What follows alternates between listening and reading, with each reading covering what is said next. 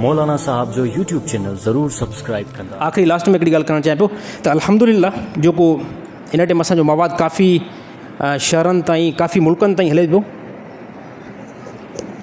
त हिते जेकी असांजी जमात मूंखे ॿुधे थी वधि में वधि 500-600 माण्हू ॿुधनि था, पर अल्हम्दुलिल्लाह हर ज़माने जे अंदरि हिन टाइम मीडिया जो तमामु वॾो किरदारु आहे। इंतिहाई मीडिया वॾी स्पीड में हले थी, तमामु वॾी तेज़ थी हले। असां जेकॾहिं हिते मां मसला बयानु कयां थो, हिते मजमू अल्हम्दुलिल्लाह 600 खां 700 ताईं लास्ट में थी थो वञे, एतिरो असां वटि मजमू आहे।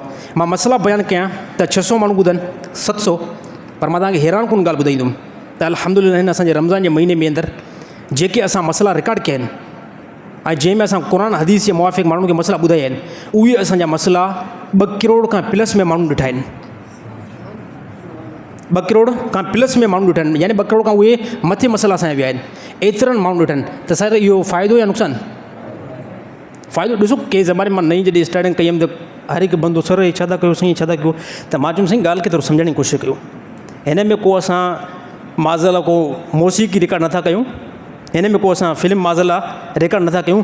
हिन में जेकी बि असां ॻाल्हि ॿुधायूं था उहा क़ुर आहे, उहा हदीस आहे, उहा रसूलुल्लाह सल्लल्लाहु अलैहि वसल्लम फरमान आहे। तव्हां हिते 600 ॿुधो था, तव्हां हिते 600, पर तव्हां सां गॾोगॾु जेके ॿार आहिनि शहरनि में, हालांकि अल्हम्दुलिल्लाह असांजे पूरे सिंध जे अंदरि, सिंध खां ॿाहिरि मुल्कनि जे अंदरि काफ़ी असांजो मवाद हले थो।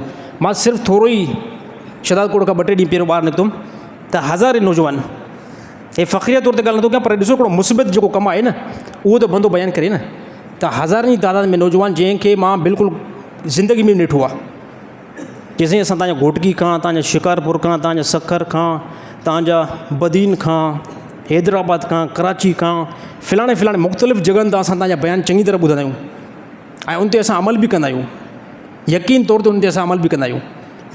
हे नौजवाननि जी हिकु मोहबत आहे।